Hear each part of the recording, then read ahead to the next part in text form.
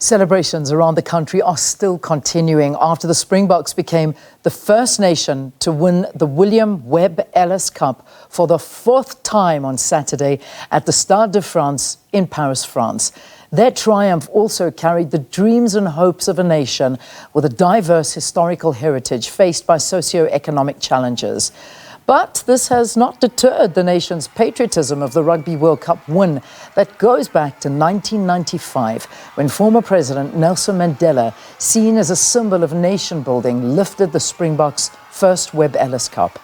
Now, the Springboks' latest achievement has once again highlighted the power that sport has in nation building and unity.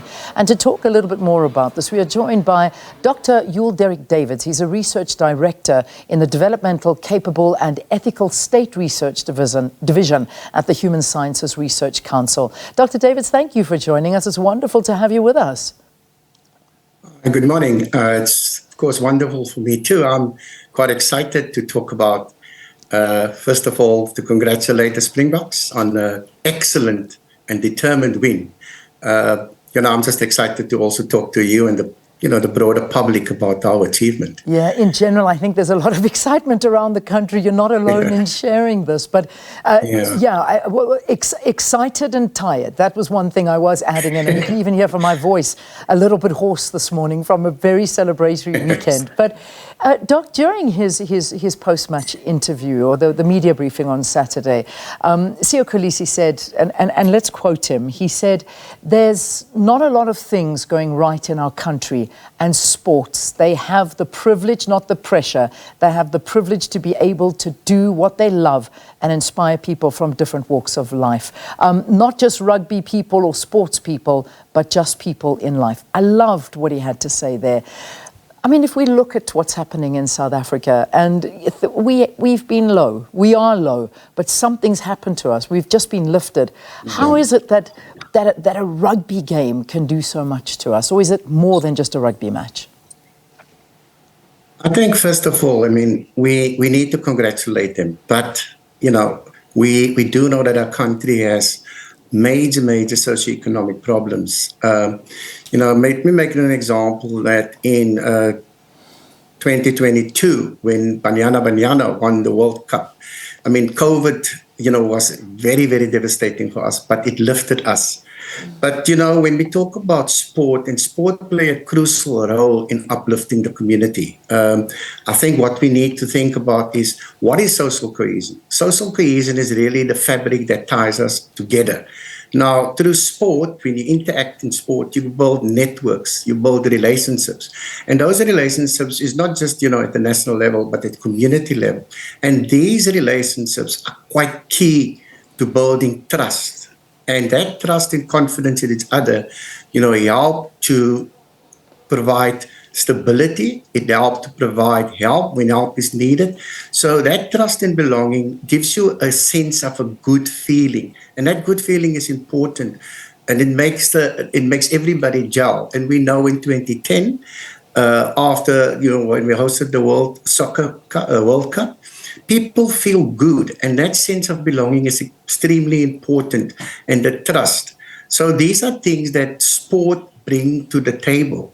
But of course, there's many challenges that sport alone cannot accommodate alone, bringing South Africa together. Yeah. Now, there's a number of challenges that we can talk about. Yeah, and that's the thing. I mean, we can't, one knows, we all know that this is unfortunately a short-lived joy, and the realities of life set back in. Like, for instance, yesterday, the moment we heard load shedding's back, it was like, all right, here we go, welcome back. The joy has just been ripped away from us, but it didn't seem to wane. We've still got the joy of the team coming back, and that to look forward to. But I mean, I know that the HSRC, you've done research on how South Africans have used sport as a way to unify the nation.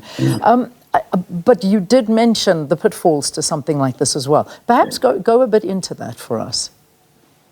Just before that, I do want to just reflect on, we did a survey in 2019 after the World Cup, just to give, after the 2019 World Cup in Japan. So the overwhelming 99% of our 6,900 respondents indicated that they were aware of the achievement. 65% said they were happy, and 16% said they were proud. And then 88% said that sport can add a sense of belonging and social cohesion. But what is more striking also is that 85% thought that sport can deal with xenophobia and racism. Now, these are very high ideals that, that sport can bring about. But like I said, sport cannot do that alone. One of the key things that I think that is really counterproductive in terms of our nation building and, social cohesion in particular, our levels of poverty and inequality is extremely high. I mean, we've done a lot in terms of bringing poverty and addressing poverty, but it's still relatively high, but it's particularly high among certain population groups. And so the inequality is further, impacted on by the levels of high unemployment. And, our surveys have shown that unemployment is one of the major challenges and inequality over the last few years. And little has been done really to make inroads into these structural issues. And these structural issues need to be addressed. So it's much broader than sport. Other things to look at, the levels of corruption, load shedding, which we've mentioned, these all plays an important role in not just, affecting the mood of the country, but our socio-economic status. Therefore, many, once this feel-good feeling is over, we go back to the drawing board, but we need to then tackle these issues. So we can learn from the campaign and from the Springbok brand, how it's managed and how it's governed. I think that's an important thing that we need to learn. I mean, there's resilience, there's effectiveness, there's efficiency. And these are things that needs to be brought back into the political sphere, into the governance sphere. Where we know that municipalities are, the bulk of the municipalities are ineffective. Yeah. They did not get clean audit. So these are things, those lessons that we have to take from hard work, putting the right people in the right place. These are important things to address these challenges. And through social cohesion, collectively one can do that from both the citizens' perspective and the political perspective. And this is where social cohesion and nation building is so important. I mean, we have shown on the sport field that can address the challenges, but as a collective in the country, we need to work together. But the politicians need to get the people's trust. They need to, in between elections, work harder to address these. And we do have the potential as a country to do that. Yeah. There are visuals that have come out of Saturday night. I mean, I've been enthralled by the visuals that have come through, whether it be of Sia looking like the unbelievable leader that he is. The moment he ran off and he hugged Mani Lebak, who was crying into his shirt. Not Mani Lebak, I beg your pardon. When he ran off to get to Cheslin Colby, while he was crying into his shirt and showing that kind of leadership. Seeing Rassie Erasmus standing at the back, not wanting the attention, just knowing that he had done what he could and the team were taking the glory. Moments of watching Ox, Bongi and Trevor rolling in the rain on the sand, laughing and giggling and playing and dancing. I mean, the memories and the visuals that have come out of that day are unbelievable. It does take us back to 95. It really does, when we saw late former President Nelson Mandela breaking that racial boundary of a nation divided by the wounds of apartheid by joining the Springboks to lift their first Rugby World Cup trophy.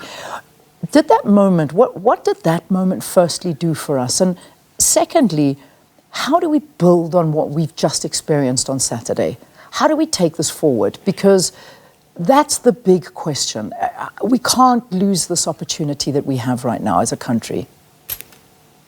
Look, first of all, I mean, I do think we should acknowledge the South African government. They have put into place, through the Department of Arts and Culture, for example, a social compact, a social cohesion and nation building compact.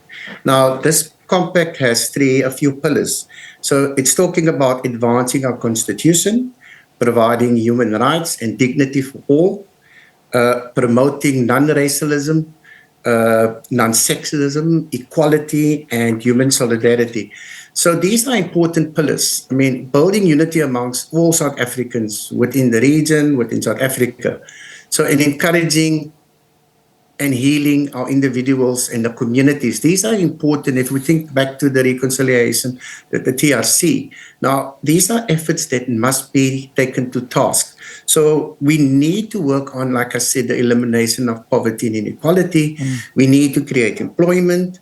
We need to address policies to be less discriminatory. And, the parliament must also play an important role in hosting hearings and making sure that people get an opportunity to talk. So, if you go back to the 1995 moment, and you're looking back now, many of us haven't supported the Springboks at that stage. And the bulk now, if you really look now, all South Africans are supporting a diverse team and coming from different backgrounds. So these really speak to our transformation process at the sport level, but we need to take that also further at the country level, because we know that inequality is still high. Many communities still don't have access to water. Many communities still don't have access to basic services. And we can also say that even within sport, there are certain communities that do not have sport fields and the resources necessary for development. So we need to have a broad-based approach where we really uplift the country, where we really address our stark inequalities. And these are key things, but you can only do that, with committed citizens, with committed politicians, and where we have, integrated development plans, and we talk about the district development model, whether that's going to work or not. But we really need a collective effort.